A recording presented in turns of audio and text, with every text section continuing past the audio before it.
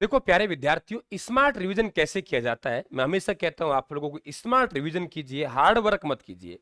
राव जोधा आपको दिखाई दे रहा है और हमारे शॉर्ट नोट्स हैं वो आप लोगों को मात्र 1 से 2 मिनट में राव जोधा आपको कंप्लीट कर देगा। देखिए राव जोधा की अगर हम लोग बात करें तो इनका जो जन्म हुआ वो रणमल की पत्नी कोडम दे के गर्भ से हुआ। वही रणमल है जिनकी महाराणा कुंभा के द्वारा भारमली नामक दासी से हत्या करवाई थी, वही रणमल है। और फिर ये राव जोधा है, वहां से भाग के तब इनकी हत्या करवाई गई थी। तो एक गांव पड़ता है काहुनी गांव। कौन सा गांव? काहुनी गांव। इनके द्वारा इस काहुनी गांव में शरण ली थी। कौन से गांव में? काहुनी गांव में क्या ली थी? शरण ली थी। तो 1 अप्रैल 1416 को इनका जन्म हुआ। राजा बने 1438 से और 89 तक ये जोधपुर की गद्दी पर रहेंगे, है ना। तो इनके पिता का नाम रणमल है और रणमल की हत्या महाराणा कुंभा के द्वारा एक दासी भारमली नामक दासी से करवाई गई थी। तो भाग के कौन से गांव में शरण ली? काहुनी गांव में।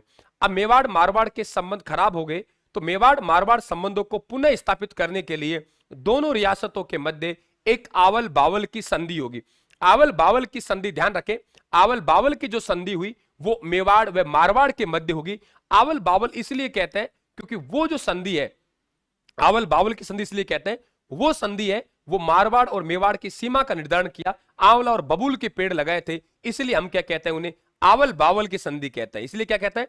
आवल बावल की संधि उसे कहते हैं। और ये महाराणा कुंभा और मारवाड़ के राव जोधा के मध्य हुई।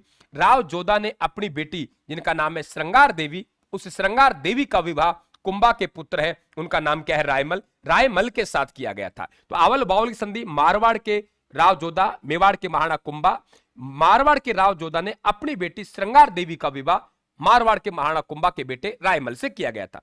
इनके द्वारा जोधपुर नगर बसाया गया 12 मई 1459 को। यह दिन निर्जला एकादशी था। ध्यान रखना, निर्जला एकादशी को जोधपुर स्थापना दिवस मनाया जाता है।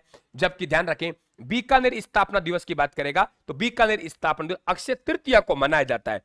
इनके द्वारा मेहरानगढ़ का दुर्ग बनाया गया और मेहरानगढ़ का दुर्ग में इनके द्वारा चामुंडा माता गुर्जर प्रतिहारों की कुल देवी है और ध्यान रखें राठौड़ों की इष्ट देवी है।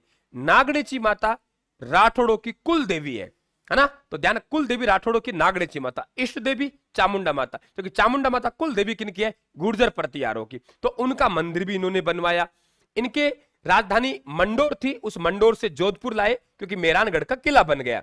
ये मंडोर को राजधानी बनाई थी, वो राव चूड़ा के द्वारा बनाई गई थी।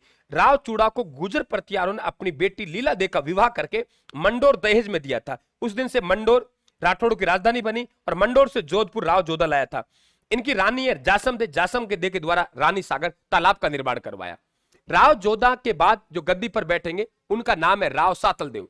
राव सातलदेव छोटा था, है ना, लेकिन फिर भी राजा बना। राव सातलदेव जासम दे का बेटा था, तो राव जोधा ने अपना उत्तराधिकारी घोषित किया, वो छोटा पुत्र राव सातलदेव घोषित किया 1492 में।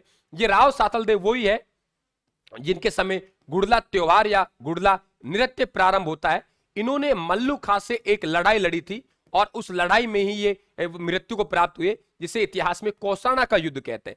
कौसाना के युद्ध में इनकी मृत्यु हुई राव सातलदेव की, और यह युद्ध 1492 में हुआ था। मल्लू खां और इनके मध्य हुआ, जिसमें ये मृत्यु हो गई। और यहीं से वो इनका मल्लू खां का सेनापति गुड़ला खां वो कुंवारी कन्याओं का अपहरण करके ले गया और उसे गुड़ला खां को वहां से पकड़ा गया और इनको वहां जोधपुर शहर में घुमाया गया, इनका सिर काटा गया। तो छिद्रित मटका लेके जो नृत्य किया जाता है वो ध्यान रखें, उन्हें हम लोग क्या कहते हैं? गुड़ला नृत्य कहते हैं, गुड़ला त्योहार कहते हैं। उन्हें क्या कहते हैं हम लोग? गुड़ला नृत्य कहते हैं, गुड़ला त्योहार कहते हैं। गुड़ला नृत्य कहते हैं, गुड़ला त्योहार कहते हैं। आगे बात करते हैं, इन्होंने जो अपना उत्तराधिकारी घोषित किया वो उत्तराधिकारी राव सातलदेव घोषित किया राव जोधा ने, जासम दे के गर्भ से हुआ। जबकि बड़ा बेटा कौन था? राव बीका। राव बीका का जन्म नोरंग दे से हुआ। देखो, कोड़म दे राव जोधा की पत्नी। देखो, राव बीका की दादी कोड़म दे, राव बीका की मम्मी नोरंग दे और राव बीका की पत्नी रंग दे। तो कोड़म दे दादी, नोरंग दे मां, रंग दे पत्नी, है ना। कोड़म दे दादी, नोरंग दे मां, रंग दे इनकी पत्नी राव बीका की। बीकानेर यहां से जाते हैं, जांगल प्रदेश होता था। जांगल प्रदेश में राठौड़ वंश की नींव डाली। ये ध्यान रखें आप लोग, जांगल प्रदेश है, ये राठौड़ वंश की नींव डालते हैं 1465 में। और 1488 में तब पता लगता है 23 साल बाद क्या राज्य स्थापित हो चुका है। तो यहां इन्होंने बीकानेर नगर बसाया और वो दिन था आप लोगों के अक्षय तृतीय आखा तीज का दिन। तो बीकानेर स्थापना दिवस आखा तीज को मनाया जाता है और मंडोर आप लोगों बात करें जोधपुर स्थापना दिवस निर्जला एकादशी को मनाया जाता है। ज्येष्ठ के माह में शुक्ल पक्ष की एकादशी को निर्जला एकादशी आती है, ये ध्यान रखें। बैसाख के माह में शुक्ल पक्ष की तृतीया को अक्षय तृतीया आखा तीज आती है। तो राव बीका इन्हीं का बेटा जांगल प्रदेश में राठौड़ वंश की नींव रखता है। एक बेटा इनका दूधा राठौड़ हुआ जो चांपा बाई के गर्भ से पैदा हुआ था। इनको मेड़ता की जागीर मिली, यानी मेड़ता के राठौड़ है, ये राव दूधा से चलते हैं।